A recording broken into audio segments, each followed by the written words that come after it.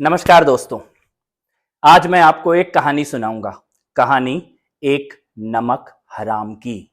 जी हाँ, एक ऐसा नमक हराम जिसने सत्ता के लिए और पैसे के लिए दोस्तों को धोखा दिया, साथियों को धोखा दिया, जनता को धोखा दिया, पूरे शहर को धोखा दिया, अपने गुरु को धोखा दिया। ऐसा कोई रिश्ता, ऐसा कोई संबंध इस व्यक्ति का बचा नहीं जिसको इसने ठगा ना हो। इस व्यक्ति के बारे में कहा जाता है कि ऐसा कोई सगा नहीं जिसको इसने ठगा नहीं। जी हां, नमक हराम। एक ऐसा नमक हराम जिसने सत्ता और पैसे के लालच में देश की सेना के शौर्य तक के ऊपर सवाल उठा दिए। एक ऐसा नमक हराम जिसने तब तब देश के खिलाफ बोला जब जब देश के दुश्मन चाहते थे कि कोई देश के अंदर से देश के खिलाफ बोले। एक ऐसा नमक हराम जिसने सबसे पहले तो यह झूठ बोला कि वो इनकम टैक्स कमिश्नर था और बाद में ये तथ्य सामने आया कि वो कभी इनकम टैक्स कमिश्नर था ही नहीं। एक ऐसा नमक हराम जिसने अपनी नौकरी से नमक हरामी की, वहां से भागा और उसके बाद झूठ और फ्रॉड के आधार पर एक एनजीओ चलाई, झूठ और फ्रॉड के आधार पर एक आंदोलन खड़ा किया और उस आंदोलन के गुरु के साथ ही नमक हरामी कर दी। और ना केवल उस आंदोलन के गुरु को धोखा दिया, बल्कि लोग तो यहां तक कहते हैं कि इस नमक हराम ने उस आंदोलन के गुरु की अस्पताल में हत्या तक करवाने की साजिश रचवाई। एक ऐसा नमक हराम जिसके बारे में कहा जाता है कि चुनाव जीतने के लिए आंदोलन की सबसे पॉपुलर दलित महिला साथी की हत्या करवा दी और बाद में उस महिला साथी की जब मां इनके घर आई तो अपने घर से इसको धक्के देकर बाहर निकाल दिया।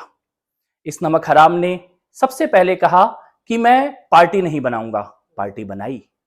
फिर इस नमक हराम ने कहा कि मैं चुनाव नहीं लड़ूंगा, चुनाव भी लड़ा। फिर इस नमक हराम ने कहा कि मैं गाड़ी बंगला नहीं लूंगा और फिर एक ऐसा समय आया कि देश के सबसे अय्याश बंगले में यह नमक हराम रहने लगा। इस नमक हराम ने सत्ता के लिए ऐसा कोई छल, ऐसा कोई प्रपंच नहीं है जो ना किया हो।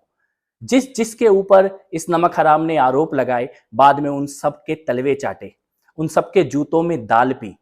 जिसको इसने कहा कि मैं इनसे लड़ने के लिए आया हूं, बाद में उन सब के हाथ मिला के खड़ा हो गया और देश से ही लड़ने लग गया, धर्म से ही लड़ने लग गया।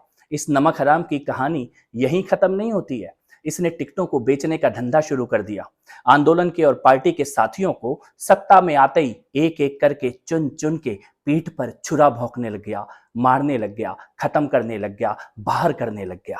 इस नमक हराम ने काले धन का, हवाला का एक ऐसा नेटवर्क खड़ा किया और शराब की दलाली के धंधे में कूद पड़ा। लेकिन ये इस नमक हराम की सबसे बड़ी गलती साबित हुई। ये नमक हराम फंस गया। इसके दो सबसे मजबूत साथी जो शराब की दलाली में, हवाला में और काले धन में इसका साथ देते थे, वो पकड़े गए और जेल चले गए। अब इस नमक हराम को डर लग रहा है कि ये भी जेल जाएगा।